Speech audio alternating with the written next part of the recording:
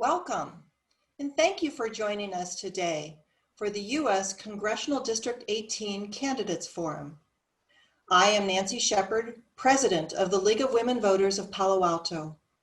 This year, we are proudly celebrating both our 100th anniversary of the League, but also the passage of the 19th Amendment enabling women the right to vote. The League of Women Voters envisions a democracy where every person has the desire, the right, the knowledge, and the confidence to participate. We are a nonpartisan political organization that encourages informed and active participation of citizens in government through education. Our organization has two distinct roles. One is advocacy for public policy issues that we have studied. The other is voter services, bringing voters impartial information on ballot initiatives and candidates. Voter services is the hat we are wearing today in presenting this forum where you can learn about the candidates running to represent our area in the halls of U.S. Congress.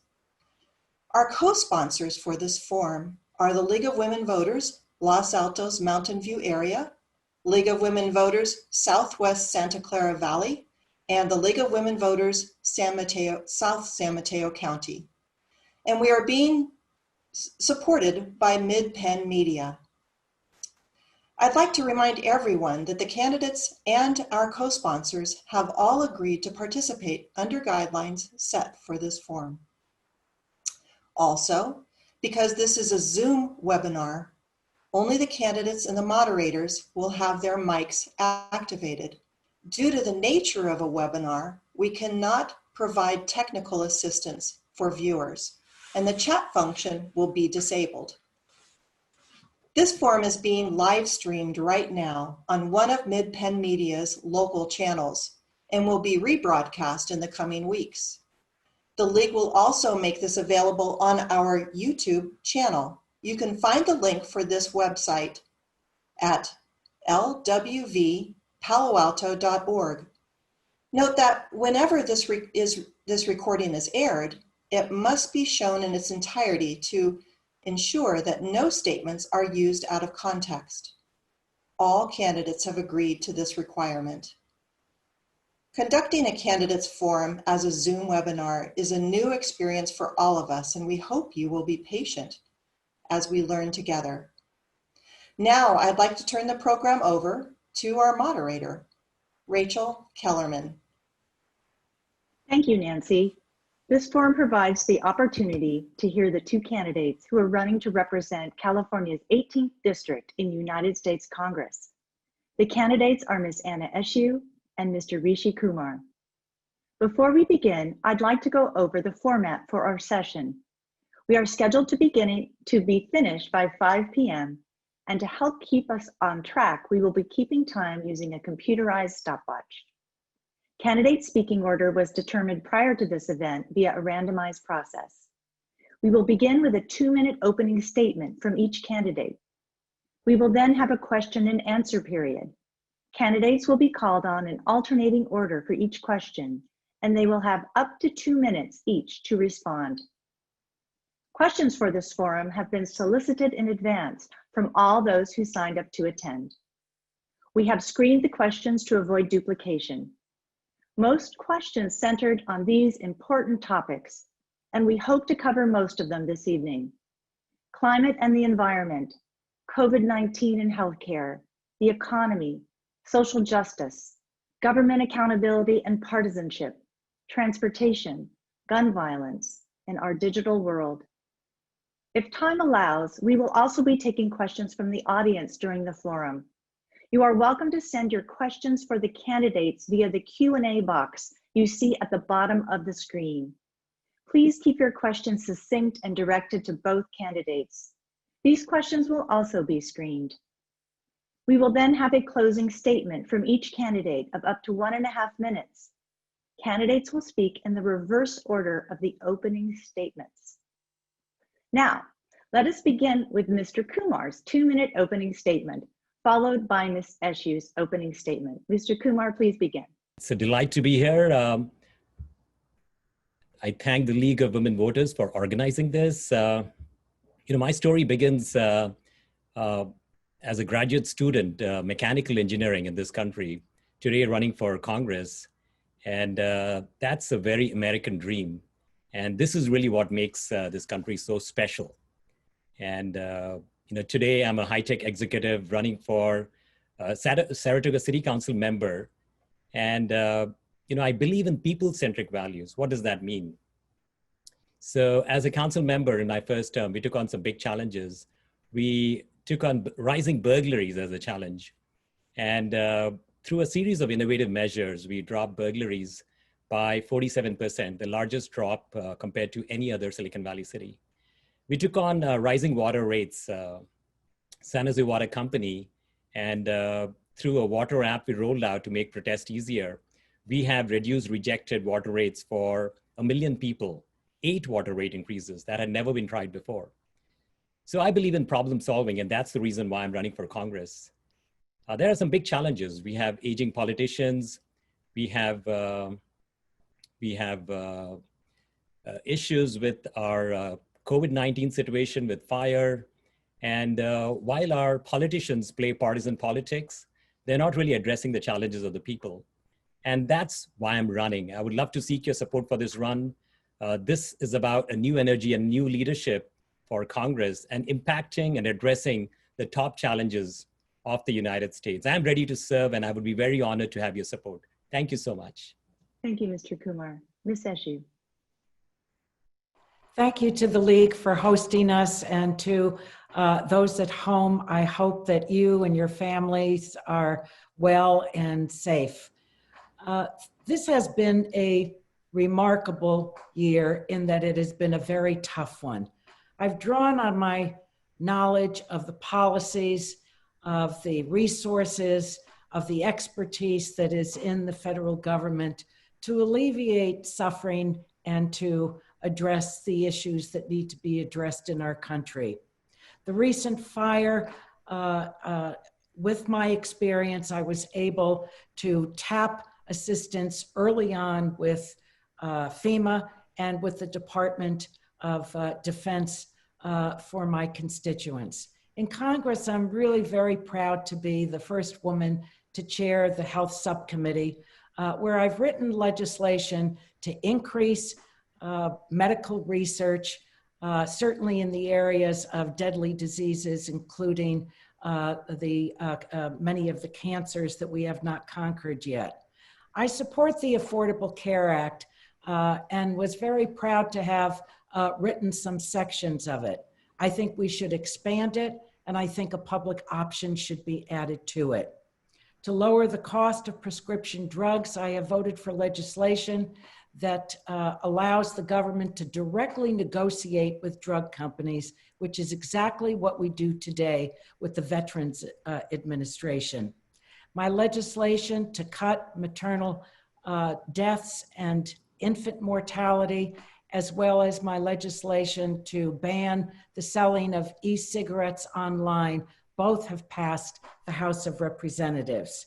I'm proud that my work has expanded broadband into underserved areas, that I'm a co-sponsor of the Green New Deal, and that I voted to keep the United States in the Paris Climate Agreement.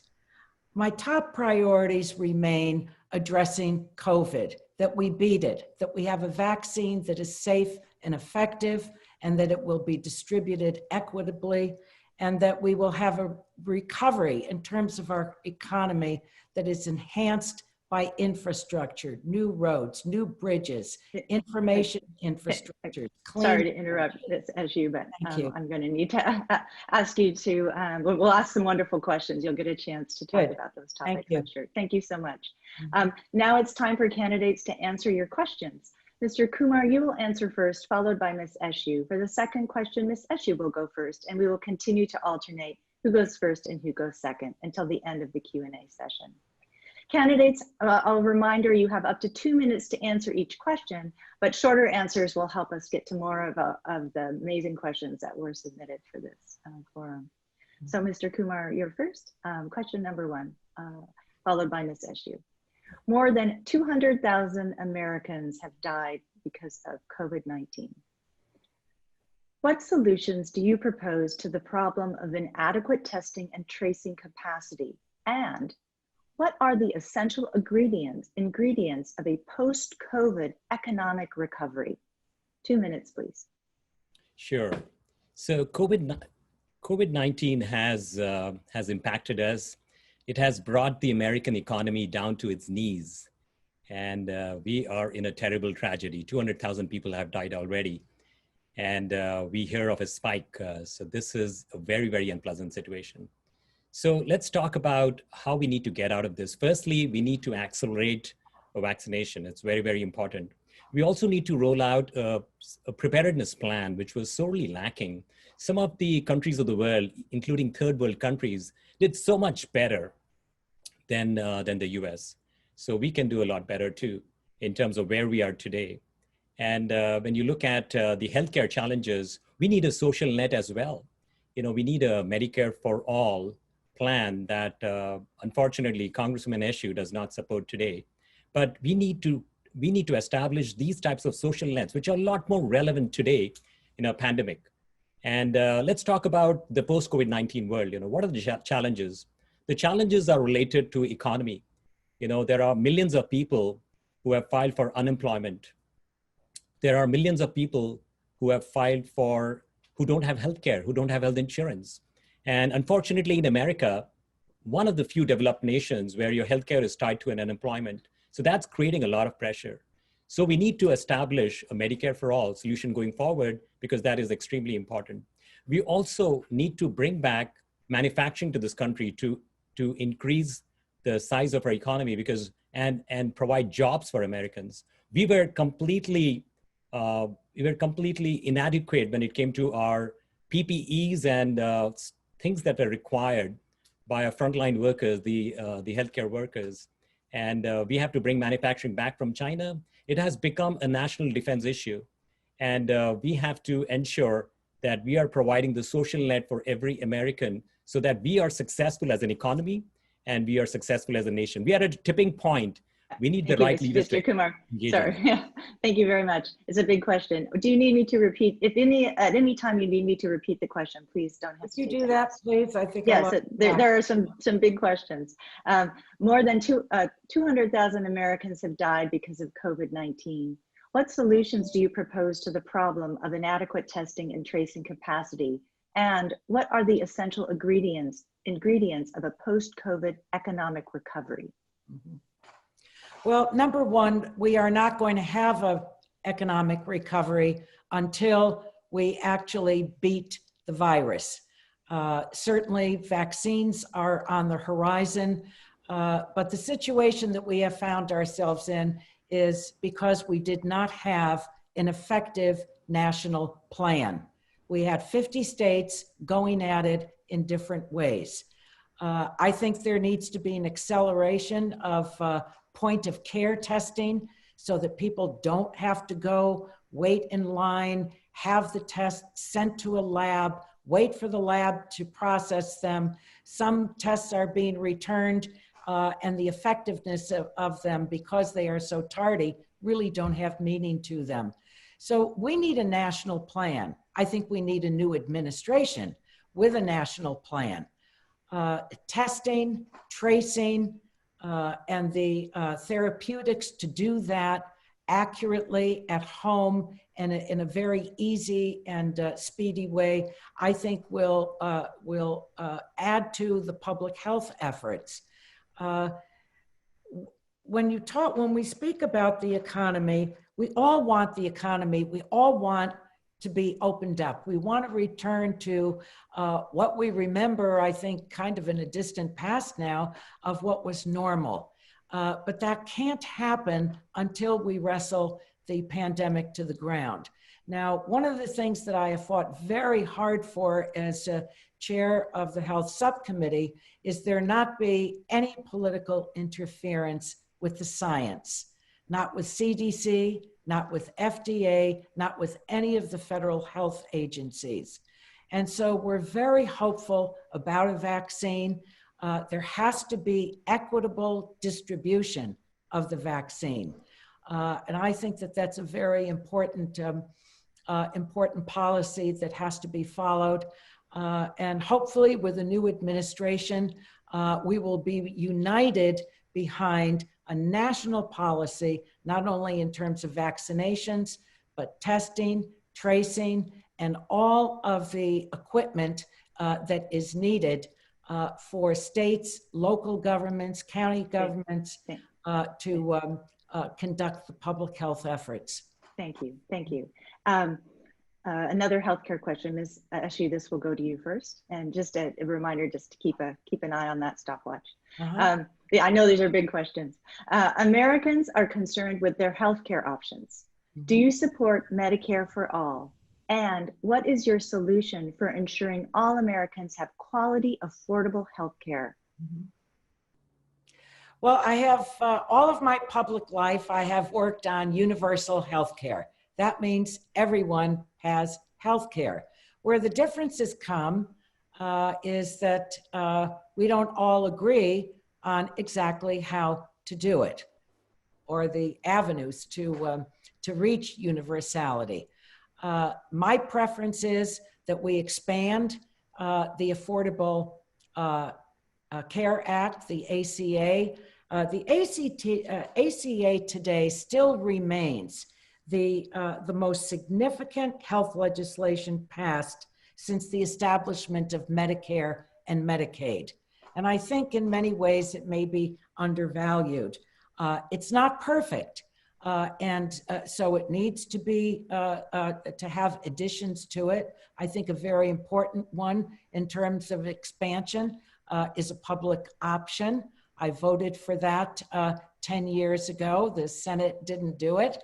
But I prefer that we build on the Affordable Care Act. Why would we dismantle something that is already there and has tremendous benefits in terms of covering 133 million people when it comes to pre-existing health conditions, children being able to stay on their parents' health policy until the age of 26, no lifetime limits anymore. That was my legislation that became a part of it.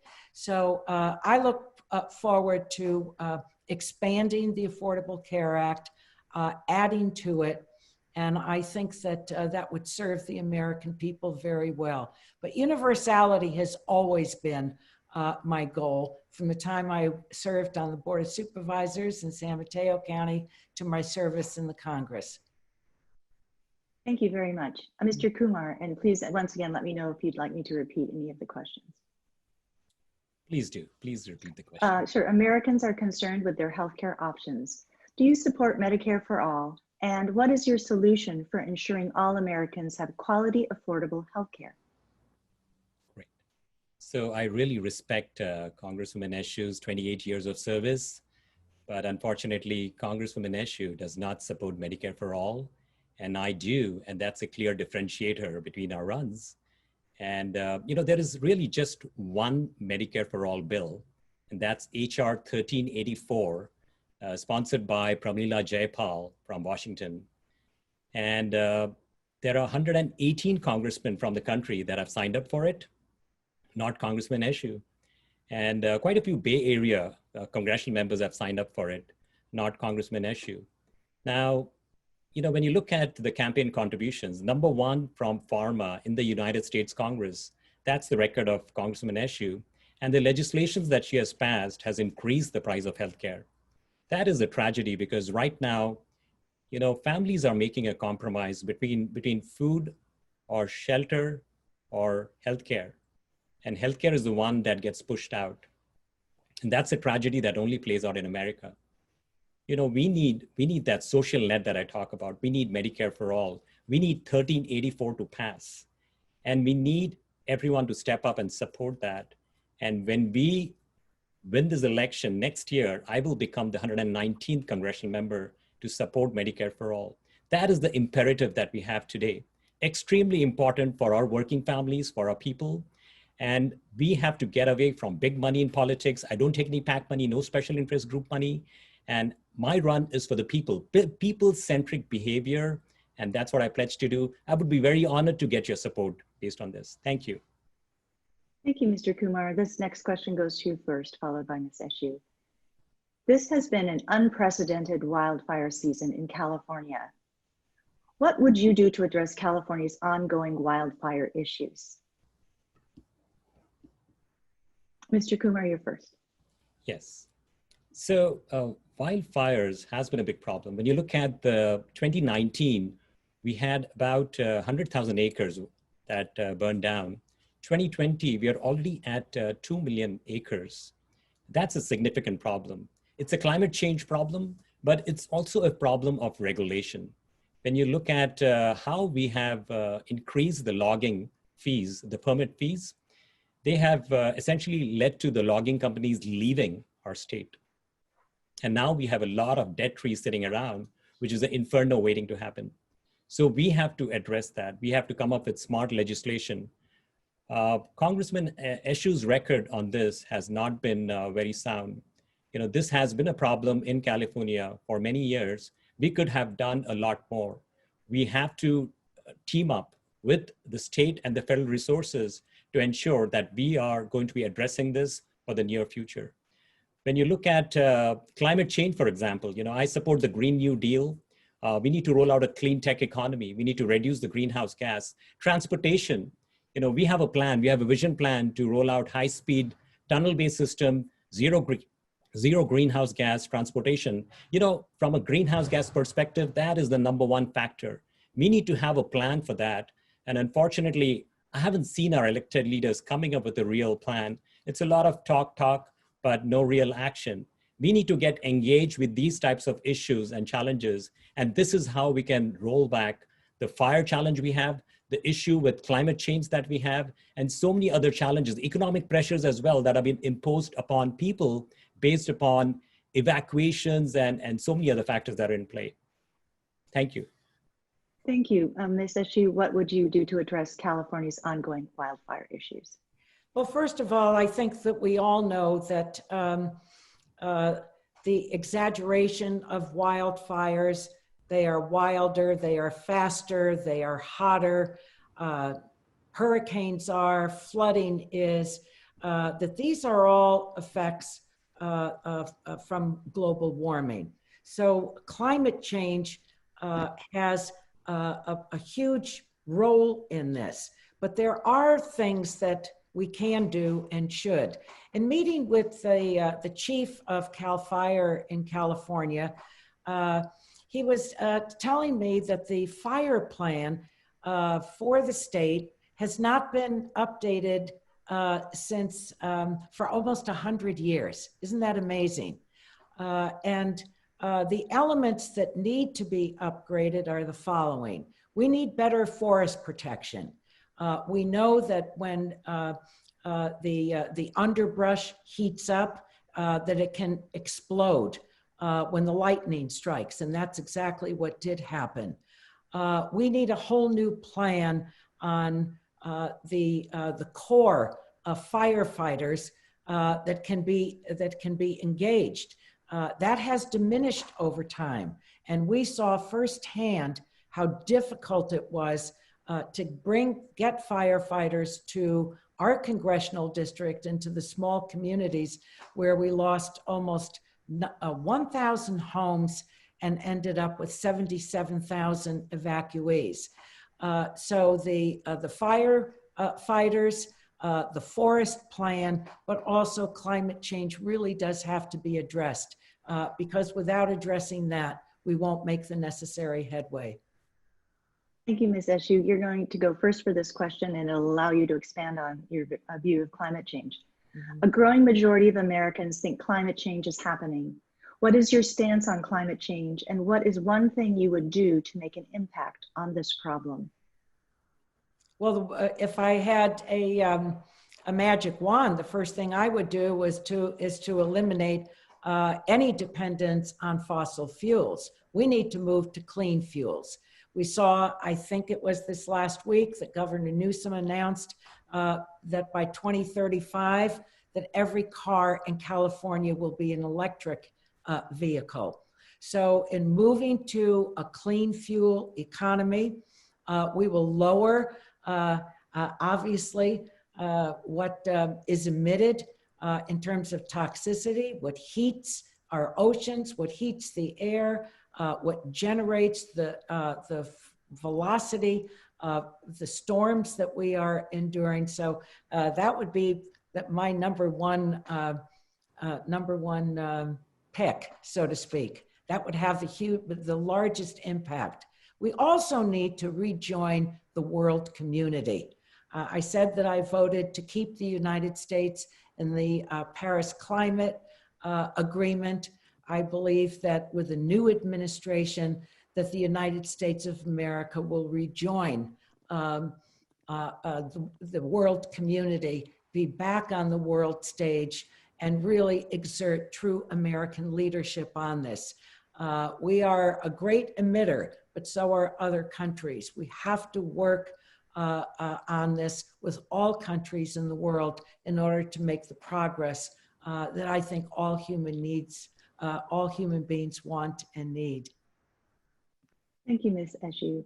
Mr. Kumar, what is the one thing you would do to impact this climate change problem? So climate change is a ticking time bomb. You know how you see it in the movies, 10, 9, 8, and we are going down and kaboom, right? So we have very limited time. We have to do something about it. And, you know, there are two things that I would like to do. One is a clean tech economy. Let's create more jobs and let's reduce the dependency on fossil fuel. And then also let's reduce the greenhouse gas. And transportation, it's the number one factor behind an increase in greenhouse gas. Number one factor. And we have to roll out a plan.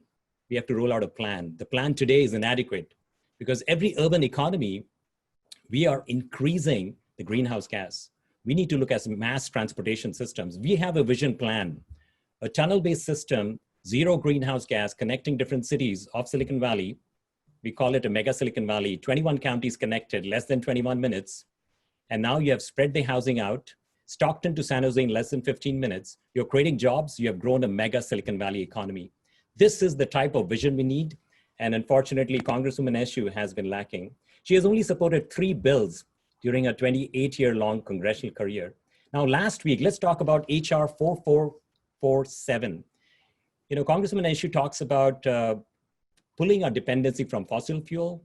But this one, you know, we did not have Ro Khanna support this. He voted against it. Congresswoman Eshoo supported it as a yes. And you know what it does? It's basically going to increase the federal subsidies for fossil fuels. As your congressman, I would never support such a bill because that's not the future that we need to define for America and the world. Congressman Eshoo has also done a couple other bills. You know, when you look at the Electric Cars Act, or you look at the Energy Innovation and Carbon Dividend Act, they have all been very inadequate. Co-sponsorship of the Green New Deal. There are 101 who have co-sponsored it. And you know, the ones who really should get the credit are the ones who have initiated this bill. It's a really good bill. It's a resolution, sorry. It's a resolution. Okay. And you know, just signing up, there are 118 who have signed up for Medicare for All. So co-sponsorship does not mean a whole lot. We would like to see vision. Okay, thank you, Mr. Kumar. Thank you, Mr. Kumar.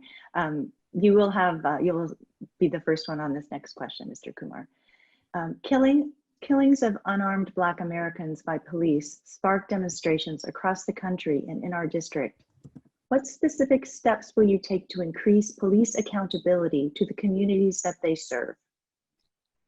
So the recent murders of George Floyd and, you know, it has caused a lot of angst in America. You know, as Black people can walk, they can breathe, they can drive, because there have been so many incidents of murders of our Black brothers and sisters. And that is very, very unfortunate. So we have a policy on that. And the policy is related to addressing some of the core challenges around this. So for example, funding is a big issue. You know, we have to figure out, you know, how we can reallocate funding that currently goes to our police departments into other areas. For example, you know, we spend 58 hours on shooting training for a police personnel, and we only spend 8 hours on de-escalation. Now, we need to increase the amount of time for de-escalation training. Many of you might remember the case that happened here, a very unfortunate event where a Vietnamese woman was standing with a potato peeler in her home. A police officer entered and he shot her down. We need to provide cultural training, extremely important. And we also need to ensure that there is accountability. We have to figure out, we have to run through investigations. We need to form citizens committee and make sure that there is accountability built into how we are addressing this challenge, because it has gone on for hundreds of years. It's time we address this once and for all. And I would like to talk about how Dr. King mentions this and how do we move forward. No one is free until we all are free. And that's the challenge we have. And we have to address this once and for all. And we have to, together as Americans, move forward in harmony. This systemic racism is impacting our generation, is impacting people, it's impacting Black lives, and it's time we put an end to it. Thank you, Mr. Kumar. Ms. Eshoo, once again, what specific steps would you take to increase police accountability in the communities that they serve?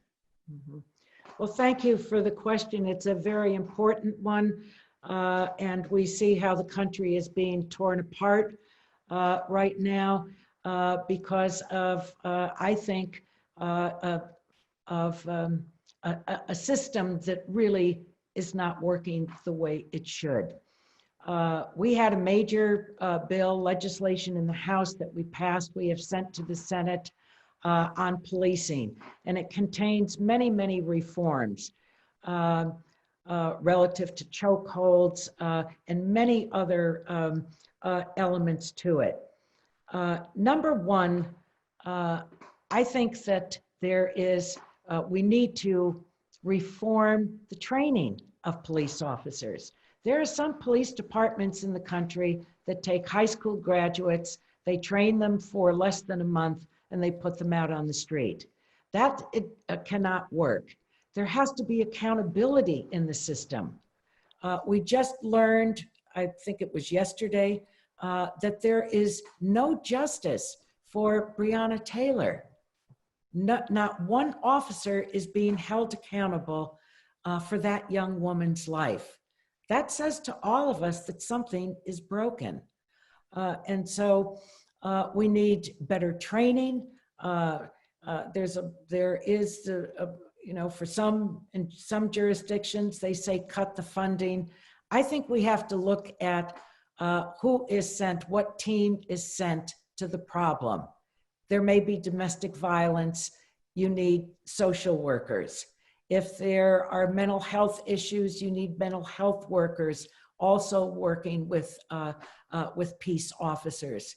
But the legislation that the House passed, I was proud to support it. Karen Bass from Southern California was the major architect of it. The Congressional Black Caucus really helped to design that legislation. I think it would serve our country very well. Thank you, Ms. Eshoo. You'll have a chance to perhaps expand on some of those thoughts because the next question is first for you. Do you consider systemic racism a problem in the United States? If yes, what steps would you take personally and as this district's representative to begin to dismantle systemic racism? If no, why not? Well, the term systemic means all systems. If there's anything that COVID-19 has laid bare are the inequities in our society. And so as the chair of the Health Subcommittee, we have a great deal of work to do and we have legislation to address it. In my opening statement, I talked about the maternal and infant mortality rates in the United States and legislation to address that. If you're a Black woman, of all industrialized countries in the world, the United States of America is the most dangerous place for a Black woman to give birth. And the inequities relative to the pandemic. And that's why I spoke about a system of distribution that has equity to it. When the vaccine is approved by the FDA. So the inequities in our healthcare system, the inequities in our what's called our justice system, I think are really key areas. Now, of course, the committee that I chair, that's where so much of the legislation is created, and that's why I just made the points that I did. But I don't think that there's anyone that can say that there's any system in our country that doesn't have some form of bias or discrimination in it. I think the best thing that's happening is that there are people that are demonstrating very peacefully, but with a great voice to change all of that. And we have an opportunity to change it by voting on November 3rd. Thank you, Ms. Eshoo. Mr. Kumar, do you consider systemic racism a problem? If yes, what steps would you personally take as this district's representative to begin to dismantle it? If no, why not? Yes, I do believe we have systemic racism. You know, how can we have an America that believes in justice for all when we have such blatant prejudice? When you look at the incidents that have happened with George Floyd and so many of our brothers and sisters who have been murdered, you know, there is a problem. There is a systemic problem that we need to purge from the very essence of our American society. We need to purge it once and for all. It has persisted for hundreds of years, and it's time we move forward and find a resolution. We need to all converge with our thoughts, ideas.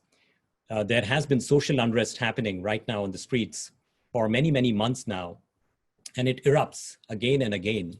I don't think so it will go away. It will not go away because, you know, it has been pent up for too long because it emerges. I remember the time of Rodney King. You know, that was when we saw the race riots. And every few years, we see a repeat of that. It's time we took some real action. So what do we need to do? We need to conduct a root cause analysis of what the challenges are. You know, I think part of the challenge is that our police officers, there is no accountability.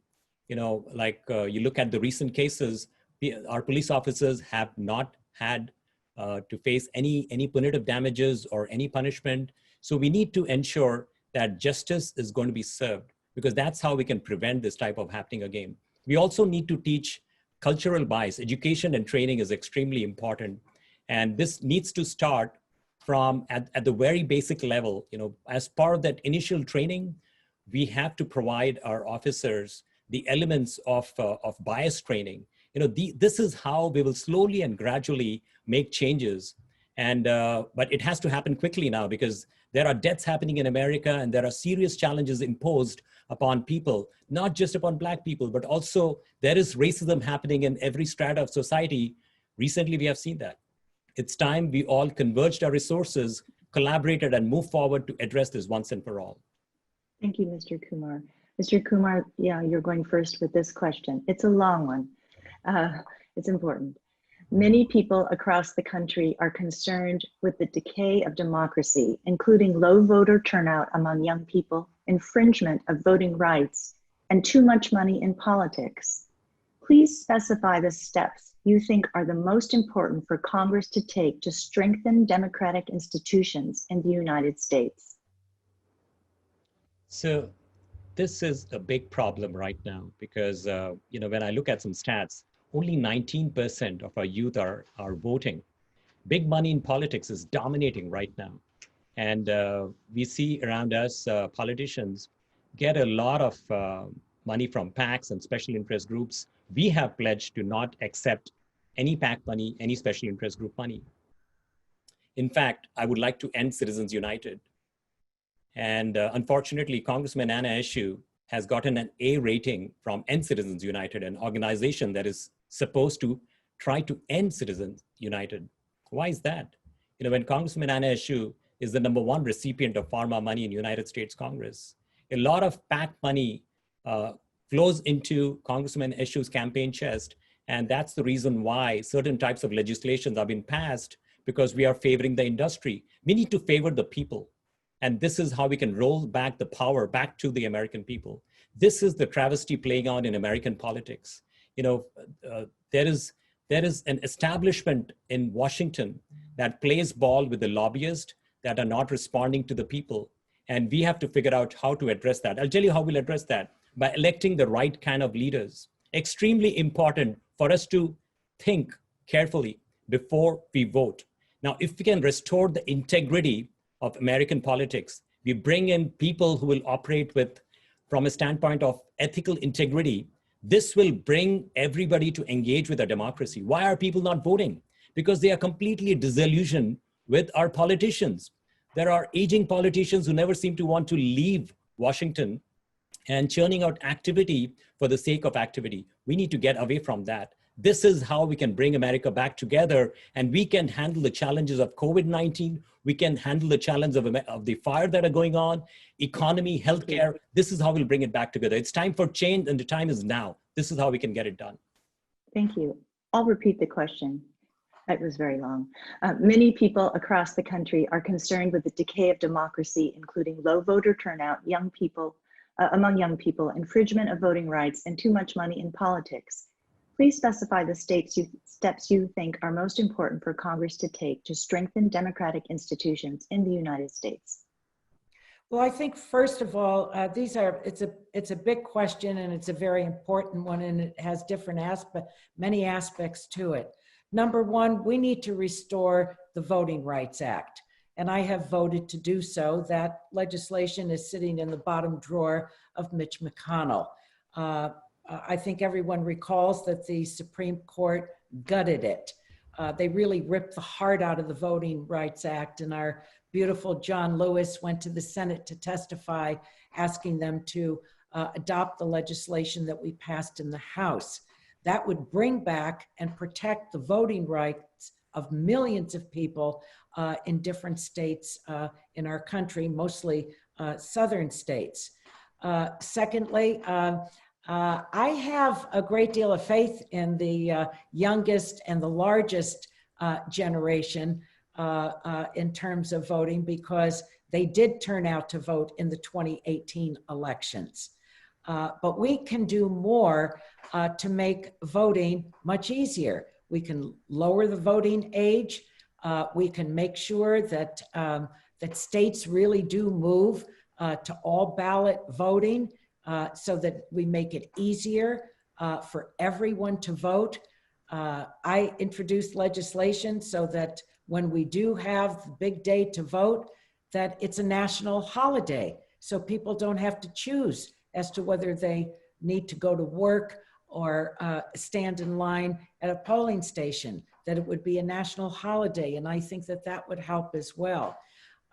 When it comes to money, special interests, transparency is absolutely essential. Rishi raises the issue that I raise money. Of course I raise money. If I have to use money to make campaign signs, to send out messages, to buy stamps, to do all the things that are part of a campaign. But everyone knows who has made a contribution and what that contribution is. One of the most important reforms is to get rid of the dark money, where we don't know who has contributed, we don't know how much they have contributed. And that's why to end Citizens United is supporting me. Thank you. Ms. Eshoo, you'll get first crack at this question. What can Congress do to regulate our digital world in a principled way? Europe has the General Data Protection Regulation. Can our federal government copy that or pass something similar? Well, we have, if we were to adopt what the Europeans have, it really doesn't stand the test of constitutionality in the United States. Now, Congresswoman Lofgren and I have put together privacy legislation online to protect every American's privacy online, and the academics and others have said that it is singularly the most comprehensive privacy legislation that's been introduced.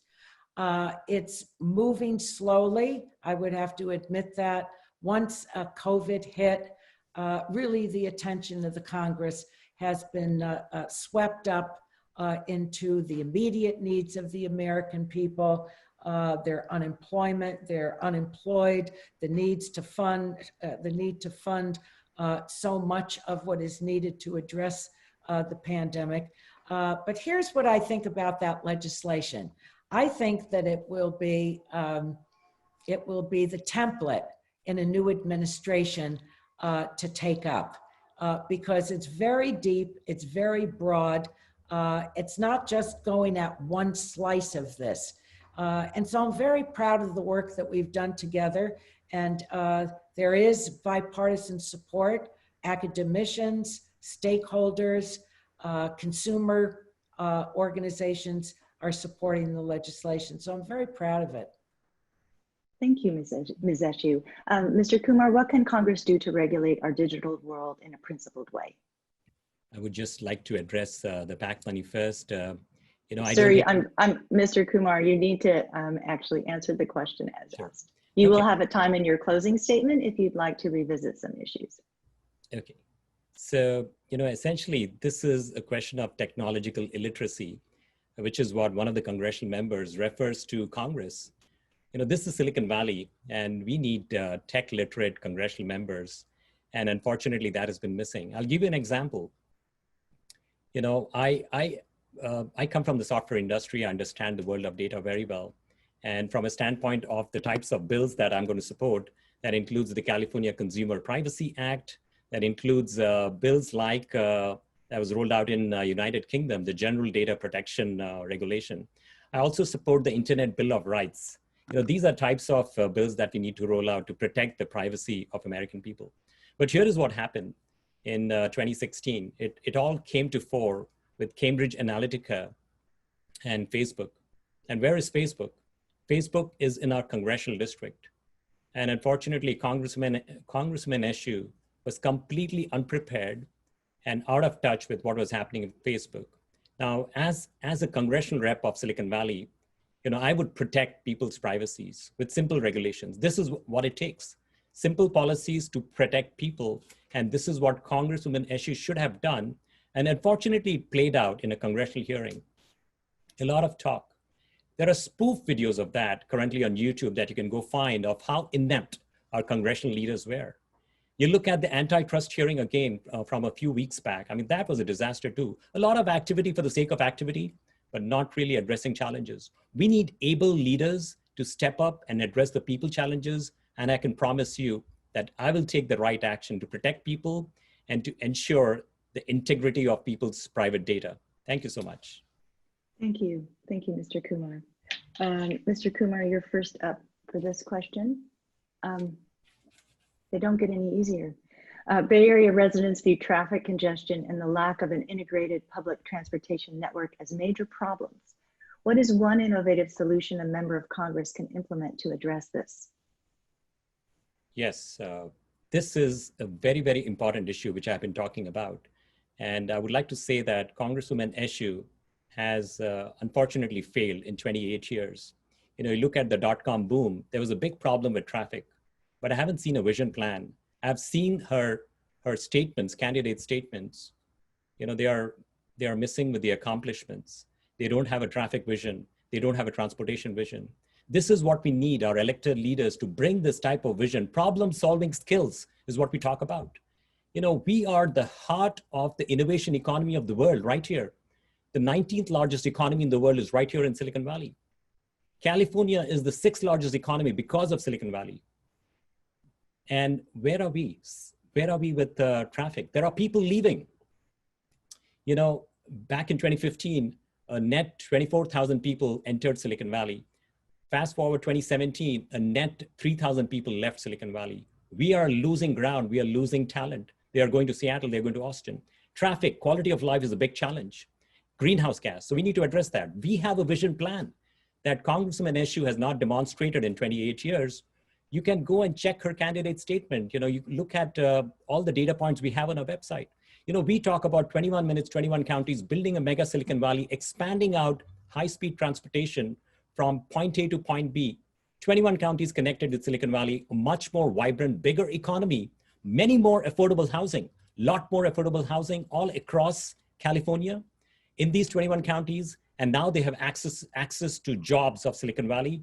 And this is how we can build a mega Silicon Valley, create a tunnel-based system, zero greenhouse gas, high-speed transportation system that could potentially travel up to 750 miles per hour. It's not going to happen tonight. It's going to happen with a vision plan. We have a vision plan. I promise you in my first 2 years, we'll get that work started, because the very future of Silicon Valley is contingent upon making choices like this. Thank you. Thank you, Mr. Kumar. Ms. Eshoo, Bay Area residents view traffic congestion and lack of an integrated public transportation network as major problems. What one innovative solution can a member of Congress implement to address this? Well, I am exceedingly proud of not only having had the vision when there was an attempt to build and tear up the peninsula with a high-speed rail system.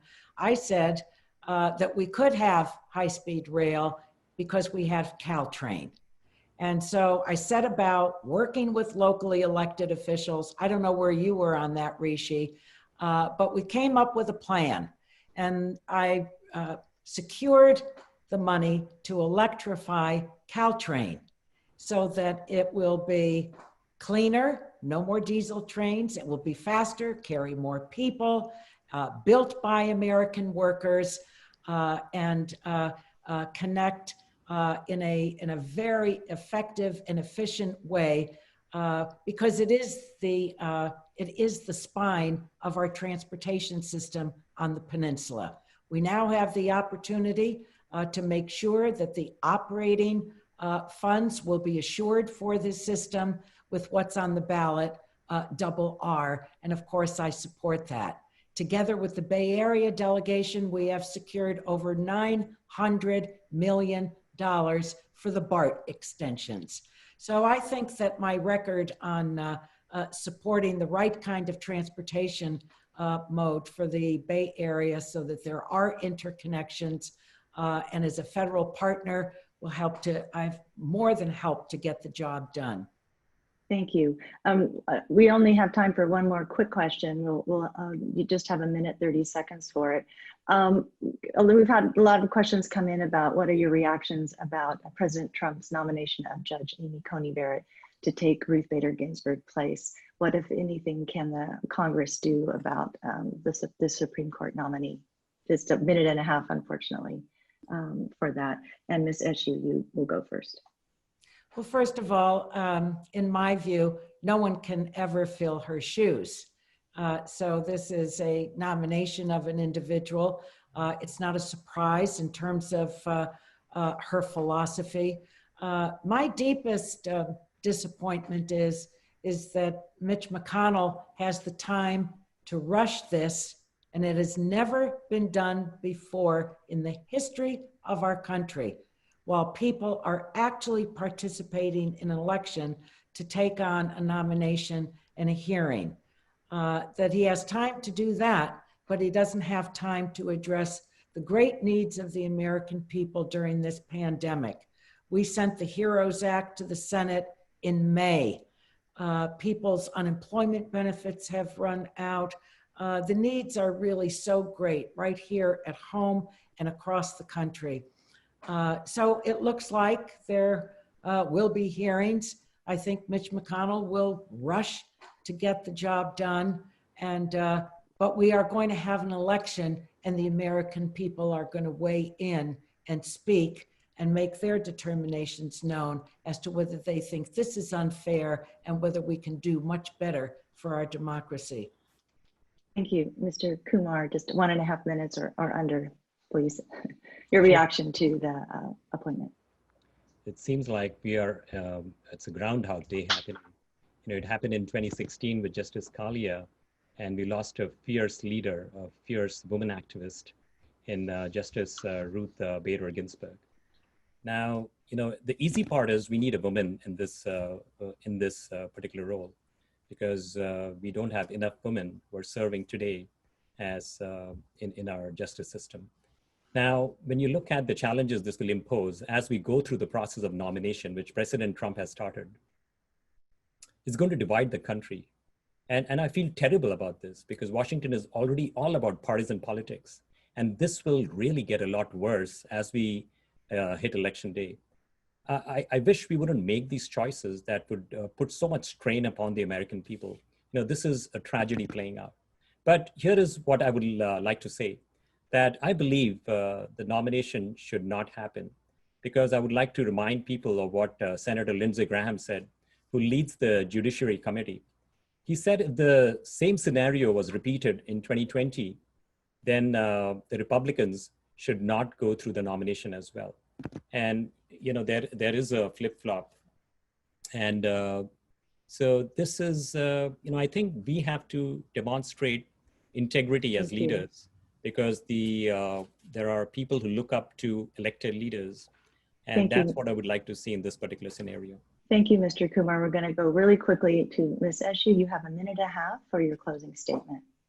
Well, thank you again to the League for hosting us, and to everyone that is tuned in from home.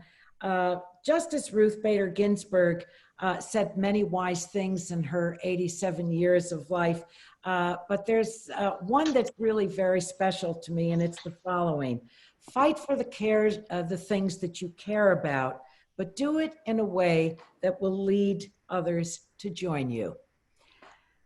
As your representative in the House of Representatives, I have followed that philosophy.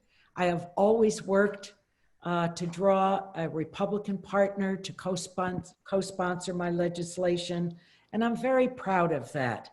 45 of my bills have been signed into law by 4 presidents of both political parties. I'm very proud of that on behalf of my constituents. My effectiveness on behalf of my constituents has really earned wonderful endorsements from healthcare workers, from teachers, to the Sierra Club, to the California League of Conservation Voters, to Planned Parenthood, to the Human Rights Campaign, to the Association of Retired Americans, to the California Democratic Party, to the Young Democrats. And I received an A from the End Citizens United Action Fund, scored 100% with Common Cause. And I'm so proud that Moms Demand Action named me a gun sense candidate. So this is not just a job for me or a title. I have a passion for public service, to serve people, to lift them up, e pluribus unum, out of the many, one. I want to thank everyone for listening in today, and I would be honored, so honored, to have your vote in the upcoming election. Thank you again to the League. Thank you. Mr. Kumar. Yes, so I would like to point to my website, rishikumar.com, and it's got a great search box, and search for Tale of Two Candidates. And you will find the inadequacies of Congressman Anna Eshoo's transportation agenda. Now, over the last 28 years, unfortunately, it has fallen short. When you look at the high-speed rail that Congressman Eshoo talks about, it has been nowhere to nowhere. It has been a big disaster. We have spent $70 billion for what? How is it going to help Silicon Valley? This is the problem I find. Lots of legislation, but not a whole lot of impact. I also invite you to look at the website and search for challenging the sacred cows. Congressman Eshoo, unfortunately in Washington, is playing establishment politics and not really serving the people. So when you look at, I have a tweet that I would like to reference here by John Sakota from Menlo Park. What he says is, it took a pandemic and social unrest for Americans to realize that electing the right leaders could be a difference between life and death. And this is really what is happening in America. We are at a tipping point. We are at a tipping point, and we need to ensure that we are analyzing our leaders. What value are they providing? What problems are they solving? And we have to ensure that we pick the right type of leadership to engage. I'm from the innovation economy. Thank you. I understand about problem solving and will get stuff done for you. I would be very honored to have your support. Thank you. Thank you so much. We've just run out of time. Unfortunately, it's been a really interesting discussion. I just want to thank everyone and to encourage people to register to vote, to go and vote, and to be heard on November 3rd. Thank you very much for running for office. We really appreciate your service, both of you.